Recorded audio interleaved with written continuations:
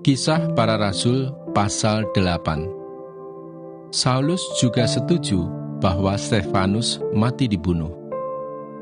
Penganiayaan terhadap jemaat di Yerusalem. Pada waktu itu mulailah penganiayaan yang hebat terhadap jemaat di Yerusalem. Mereka semua, kecuali rasul-rasul, tersebar ke seluruh daerah Yudea dan Samaria. Orang-orang saleh menguburkan mayat Stefanus serta meratapinya dengan sangat. Tetapi Saulus berusaha membinasakan jemaat itu, dan ia memasuki rumah demi rumah dan menyeret laki-laki dan perempuan keluar dan menyerahkan mereka untuk dimasukkan ke dalam penjara. Filipus di Samaria.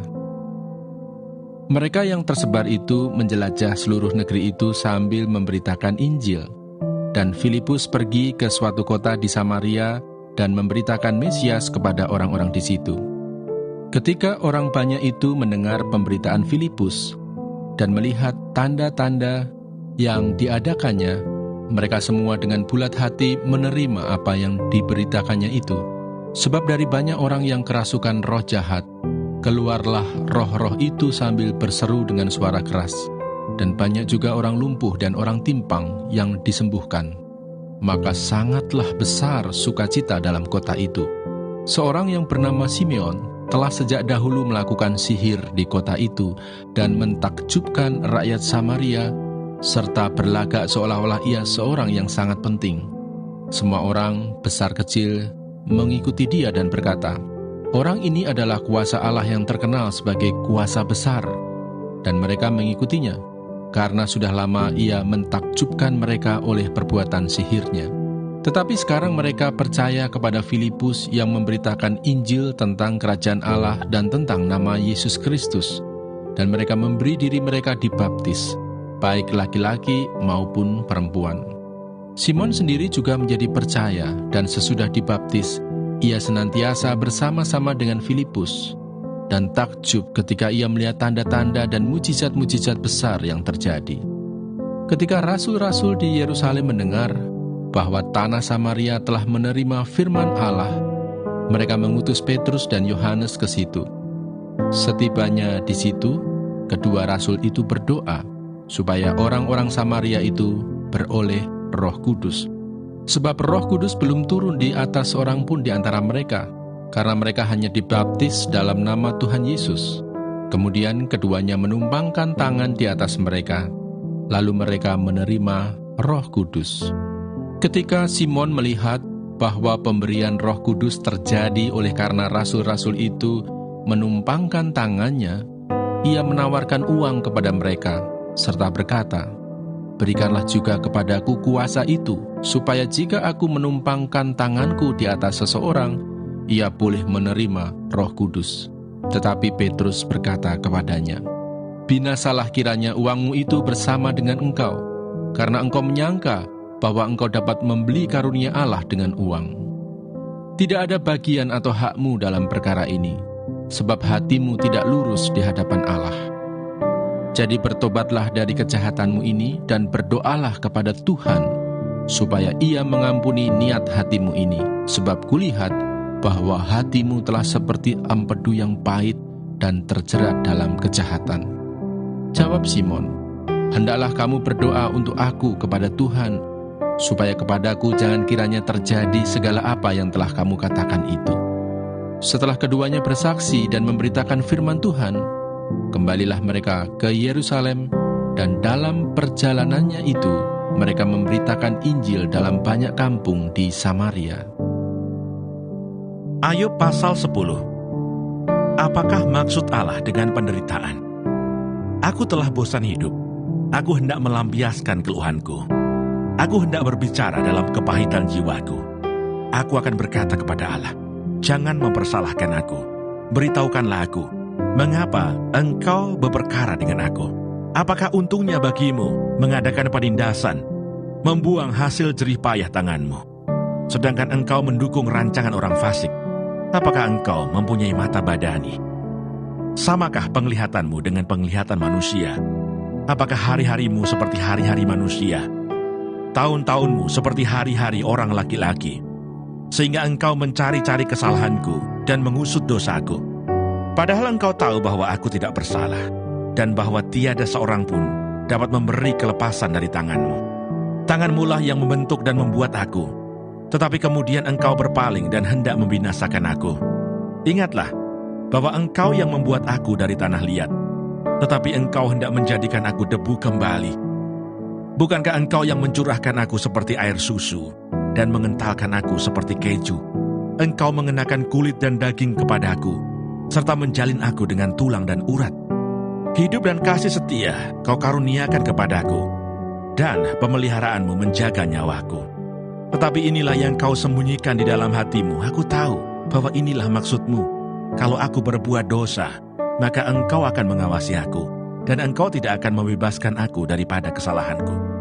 Kalau aku bersalah, celakalah aku, dan kalau aku benar, aku takkan berani mengangkat kepalaku, karena kenyang dengan penghinaan dan karena melihat sengsaraku.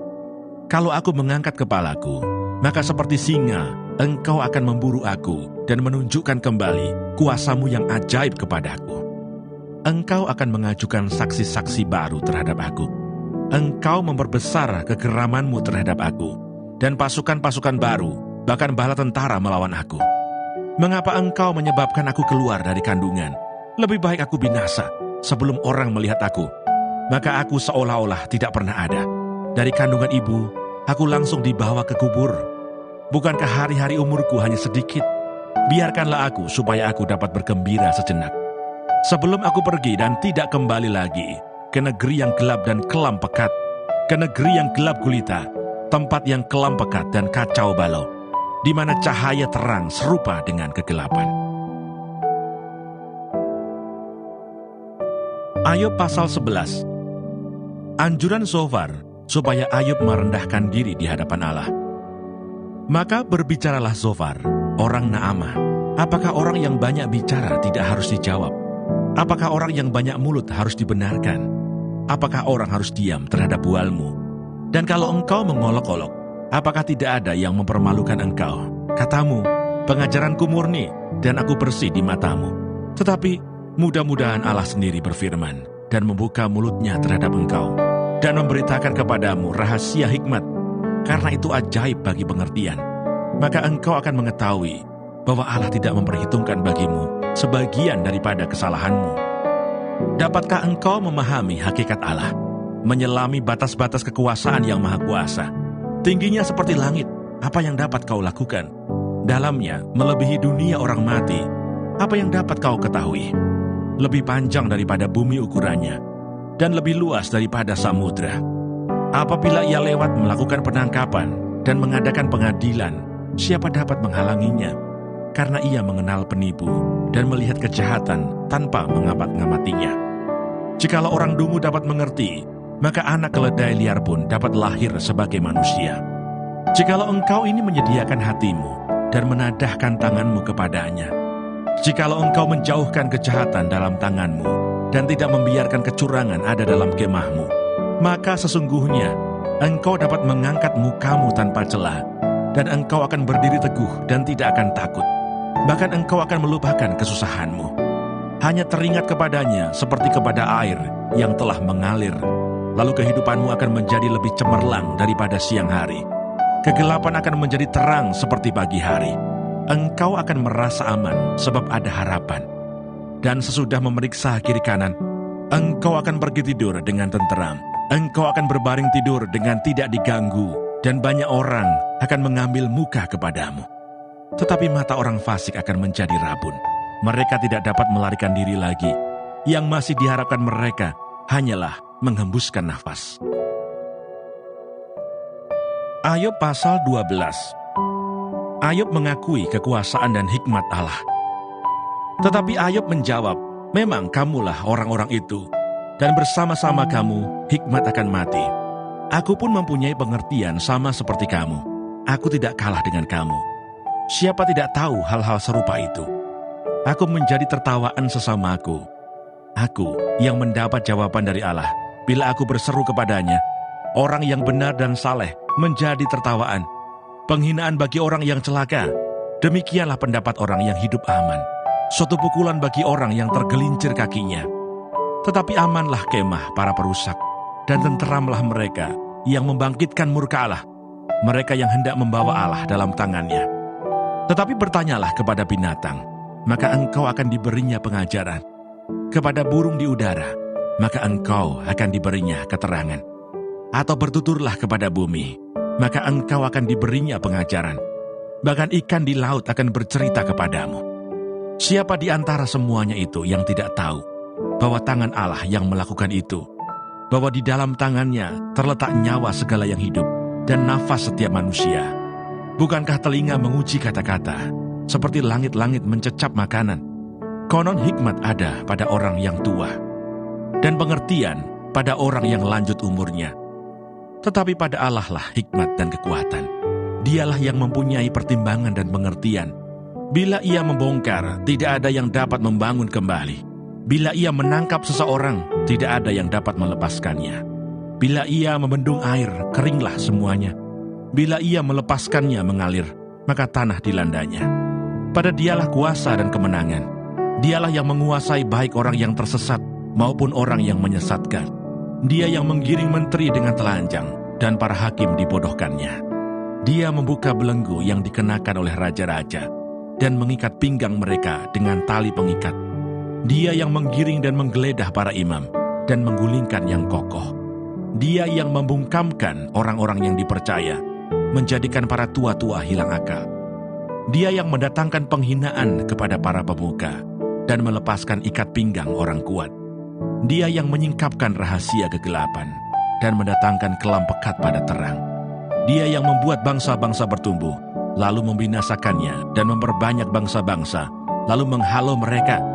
Dia menyebabkan para pemimpin dunia kehilangan akal, dan membuat mereka tersesat di padang belantara yang tidak ada jalannya. Mereka meraba-raba dalam kegelapan yang tidak ada terangnya, dan ia membuat mereka berjalan terhuyung-huyung seperti orang mabuk. Demikianlah pembacaan firman Tuhan hari ini. Tuhan Yesus memberkati.